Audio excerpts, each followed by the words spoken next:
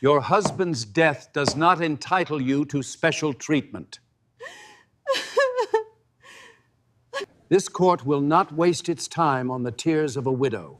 Case dismissed. The gavel cracked against the bench like a rifle shot. Judge Harold Whitcomb's voice rolled across the hushed courtroom, sharp as steel. The room went silent. Dozens of heads turned toward the front row where Martha Hale stood frozen in her plain blue dress, clutching a thin folder against her chest as though it were a shield. The widow's breath caught. She had walked through rain, hunger, and months of dread to be heard in this room, and now, with 2 sentences, she was cast aside like dust.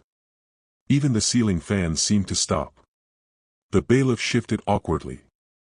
In the gallery, church mothers lowered their eyes, farmers clenched their hats in their hands. Everyone froze. From the clerk's desk, Evan Whitcomb, the judge's own grandson, felt his pen slip from his fingers. He had admired his grandfather's iron command for years, but something in this moment twisted in his chest. Martha's lips trembled, but she did not move. Instead, she steadied herself on the oak rail and whispered, barely audible yet clear enough for the gallery to hear. "I am not here for pity. I am here for justice." The contrast was searing, the most powerful man in the county towering in black robes, and the poorest woman in the room refusing to bow her head. The hook was set. The silence weighed heavier than the gavel itself. The bailiff took a step toward Martha, ready to usher her out. Judge Whitcomb leaned forward, robes settling heavy on his shoulders. "Remove her," he ordered. "This court cannot be interrupted by theatrics." But Martha did not move. She planted her feet, thin shoes squeaking against the polished floor, and lifted her chin. "With respect, Your Honor," she said, voice trembling but steadying with each word, "my home was sold without warning. My husband's death left me poor, but not blind. And I will not leave until you hear me." Gasps rippled through the gallery. A woman clutched her rosary. A farmer muttered, "Lord help her." The judge's eyes narrowed. "Mrs. Hale, I said your case is dismissed. This is not a town hall." Martha's grip tightened on the folder. "Then let it be a courtroom. A place for truth." Her words rang like a bell in the rafters. The bailiff faltered, his hand hanging in the air. On the clerk's bench, Evan's stomach knotted. He wanted to speak, to intervene, but he remembered his grandfather's warning, "In this courtroom, you are my shadow, not my echo." He swallowed, torn between duty to the robe and duty to what felt right. From the second row, developer Douglas Carr leaned back in his chair, a thin smile curling his lips. "Your Honor," he said smoothly, "Mrs. Hale's theatrics prove my point. She seeks sympathy, not law." The judge nodded once, as though the matter were sealed. "Exactly so." But Martha did not lower her eyes. Instead, she whispered for all to hear. "I seek only to be seen." The silence that followed was heavier than any gavel strike. The judge's gavel hovered in the air, ready to fall again, when Martha made her move. With deliberate care, she opened her thin folder and spread 3 papers across the rail. "This," she said, her voice clear now, "is the receipt stamped by the bank the week before the notice claimed I first knew. This," she laid down a photo, "is my husband patching the roof you say I abandoned. And this," her fingers shook only slightly, "is the date I paid with money I earned scrubbing floors." The gallery stirred. A retired teacher leaned forward, squinting at the faded ink.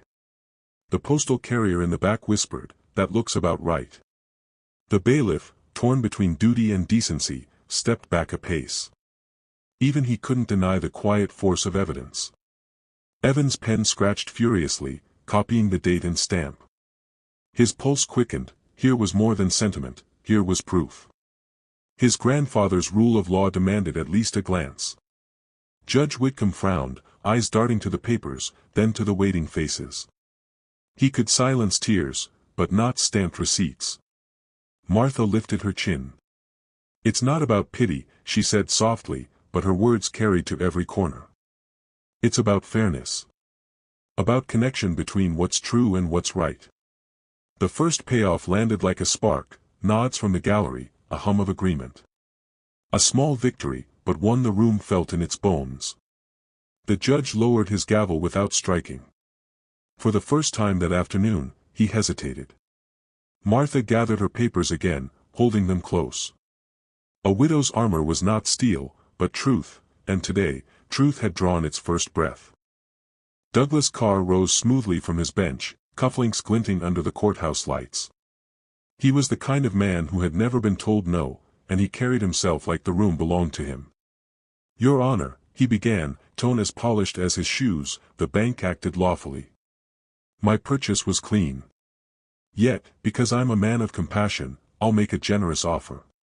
He turned toward Martha, flashing a smile meant to charm but sharp as a blade. "I'll cover your moving expenses and provide a modest stipend to help you resettle, if you vacate by Friday." A hush fell. Some in the gallery tilted their heads as if weighing the offer. A few even murmured, "That's fair." Martha's face remained calm, her folder still pressed to her chest. "You mean hush money," she said. "Payment to disappear quietly." Carr's smile faltered. "Call it what you wish, madam. But take it, or risk losing everything." Judge Whitcomb's voice joined in, heavy and pragmatic. "Mrs. Hale, this offer is practical. Better to accept than drag yourself through the mud." Martha stepped forward, eyes blazing. "Practical for whom? For the man who profits? For the court that saves time? I will not trade my dignity for a handout." Carr's voice hardened, dropping the pretense. "Pride is costly. Dignity," Martha shot back, "is priceless." The room stirred like a church shaken awake. A woman clapped once, startled, before others shushed her. Evan watched in awe. His grandfather's robe looked suddenly smaller beside the widow's courage. Judge Whitcomb gripped the bench, his jaw tightening. But behind the mask, a memory flickered, his own daughter walking out years ago when he tried to buy obedience with authority. Pride had cost him dearly once before. And now, before his very eyes, another woman refused to bow. The courthouse doors creaked open. Rain-washed townsfolk slipped inside, shaking umbrellas, their faces solemn. First came Pastor Ruth, gray hair tucked under her shawl. Then Doc Alvarez, carrying a worn medical satchel. Behind him, Miss Boone, the school librarian, clutching a heavy ledger bound with twine. The gallery turned as the trio stepped forward. Pastor Ruth cleared her throat. "Your Honor, I was with Mrs. Hale at the bank that evening. I watched her drop the envelope in the slot before the clerk locked the window." Doc Alvarez held up a folded statement. "I treated her for exhaustion and grief after her husband passed. If she'd received notice, I'd have seen it written in her worry. She had none. Because none came." Miss Boone laid her ledger on the bench, the twine snapping as she opened it. "These are records from the post office delays when the bridge washed out last spring. Entire neighborhoods missed mail for weeks. Certified or not, letters weren't arriving." A wave of whispers rippled through the room. This was no longer Martha's lone voice. It was a chorus. Carr laughed coldly, but the sound rang hollow. "Your Honor, this is theater. Town gossip is not admissible evidence." Evan stepped forward cautiously, clutching his notepad. "With the court's permission, these can be accepted as amicus curiae statements, friend of the court documents, pending review." The judge's face froze like granite, but his hand flexed once on the gavel. His eyes, though cold, betrayed thought. From the back row, the grocery manager raised his hand. "I've carried her tab for 2 years. She never missed a payment. A woman that steady doesn't skip her mortgage." A murmur of assent followed. Neighbors, churchgoers, farmhands, one after another, they nodded in agreement. The fight was no longer a widow against a developer. It was a town standing against silence. The back doors banged open, and the low hum of rain was drowned out by the whir of cameras. Reporters filed in, their notepads ready, lenses flashing under the courthouse lights. A local TV crew set up near the aisle, the red recording light blinking like an unblinking eye. "Judge Whitcomb," one called out, bold, are you refusing to hear a widow's plea despite evidence?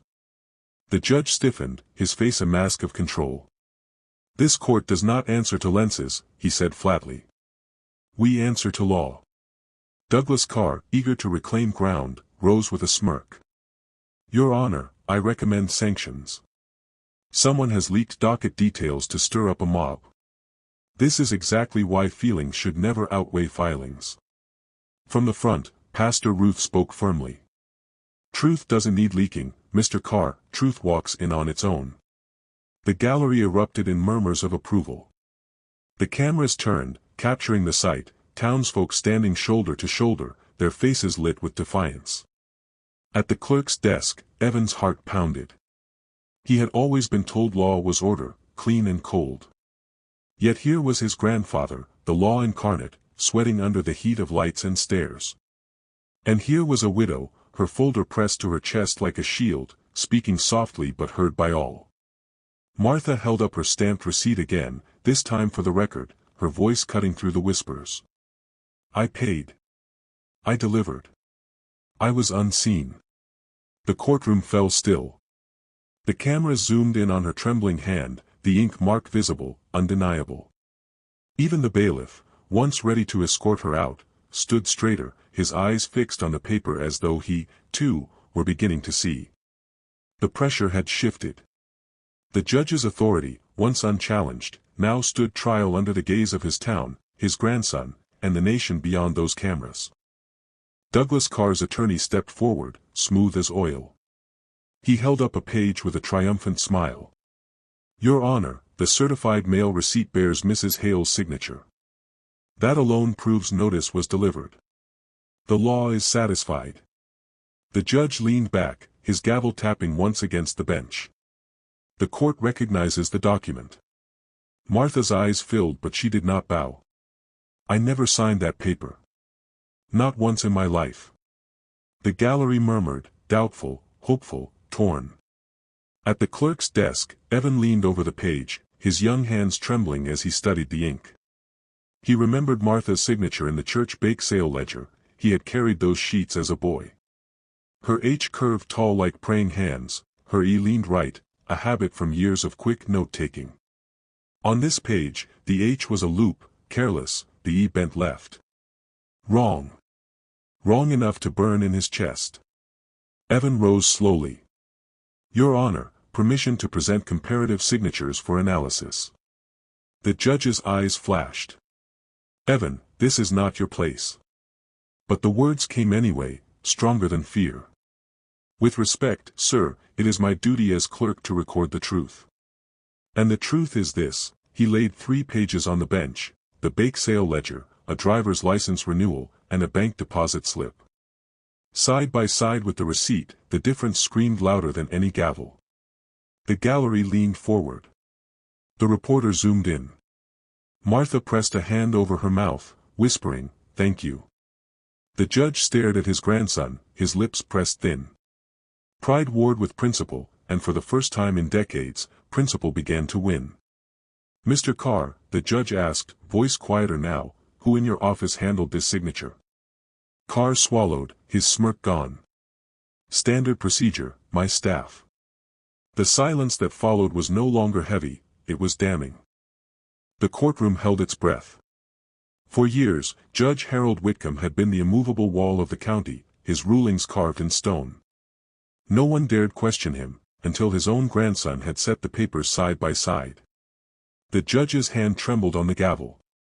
He could strike it down, silence the boy, dismiss the widow, and preserve the old order. Or, he could do what he had not done in decades, listen. His voice, when it came, was low, gravel against oak. This court will recess, he stopped. His eyes found Martha's, then shifted to Evan's. Both pairs stared back, unflinching. No, he said, surprising even himself. He removed his glasses and set them carefully on the bench. This court will hear Mrs. Hale's case. The gallery erupted, gasps, whispers, a stifled clap. Cameras flashed. Carr shot to his feet. Your Honor, you are bending to sentiment. You are bowing to a mob. The judge turned slowly, and for the first time his voice cracked, not with weakness, but with truth. "Mr. Carr, I am bending to evidence. And to a principle I once taught my grandson but forgot to practice: listen before you judge." Evan's chest swelled, his throat tight. His grandfather had spoken words he never thought he'd hear. Martha's knees trembled, but she held steady. Her husband's memory, her home, her dignity, all of it had been lifted from the shadows into light. "Mrs. Hale," the judge said, softer now, "present your evidence in full." She opened her folder again, this time not trembling, and laid out her receipts, her photographs, her witness statements. The town leaned closer, not to gawk, but to stand with her. For the first time in years, Judge Whitcomb was not above the people. He was among them. Weeks later, the courthouse bell tolled noon. The benches were filled again, neighbors shoulder to shoulder, reporters scribbling, children perched on laps. Everyone had come to hear the ruling. Judge Whitcomb entered slowly, robes heavy but his step lighter than before. He did not hide behind his gavel this time, he held the written order in both hands. "This court finds," he began, voice steady, "that notice of foreclosure was improperly delivered. The sale is void. Mrs. Hale's home shall be restored to her name." A wave of relief broke across the gallery. Martha gripped the pew until her knuckles whitened, then lowered her head into her hands. Pastor Ruth whispered a prayer. Doc Alvarez exhaled loudly, as if he'd held his breath for weeks. But the judge wasn't finished. He raised his eyes. "Further, this court orders a review of all foreclosure procedures in this county. Notices will not hide in technicalities. They will be posted publicly, in the church, the grocery, the clinic, where all can see. Justice does not live in sealed envelopes alone. It lives in daylight." Reporters scribbled furiously. The cameras whirred. Carr slumped in his seat, cufflinks dull in the light. His attorney shuffled papers no one believed anymore. The townsfolk stared at them not with fear, but with pity. The judge turned toward Martha. "You reminded this court that law without hearing is tyranny. You were seen, and you were heard." Tears glistened in Martha's eyes, but her smile was steady. She stood and handed her thin folder, not to the judge, but to Evan. "For the pro bono desk," she said. "There are others like me who need a voice." Evan nodded, feeling the torch placed in his hands. For the first time in his long career, Judge Harold Whitcomb allowed himself a small smile. "True leaders," he said quietly, "know when to follow." And on that day, the gavel did not end the session, it blessed it. The sun dipped low over the town, painting the courthouse bricks in gold. On Maple Street, neighbors carried back Martha Hale's rocking chair, setting it gently on her reclaimed porch. Children drew chalk hopscotch squares across the walk, laughter ringing where silence had once lived. Martha sat with Pastor Ruth at her side, a fresh pie cooling on the rail. This time, when the knife cut the first slice, it was Martha who lifted it to her lips. A small act, but a declaration: she had not been erased. At the courthouse, Evan pinned a flyer to the bulletin board: "Free legal help, bring your papers, leave with answers." His grandfather stood beside him, steadying the tack with an old hand. For once, the elder Whitcomb did not lead. He let the boy decide where the nail should go. The judge gazed at the people filing in, heads high, shoulders squared. He thought of his daughter, of the family he'd driven away, and of the lesson his own grandson had taught him in front of a watching world. He turned to Evan. "Never forget," he said softly, "the robe is not for power. It's for listening." Martha's porch light flicked on. The rocking chair creaked in rhythm with the night crickets.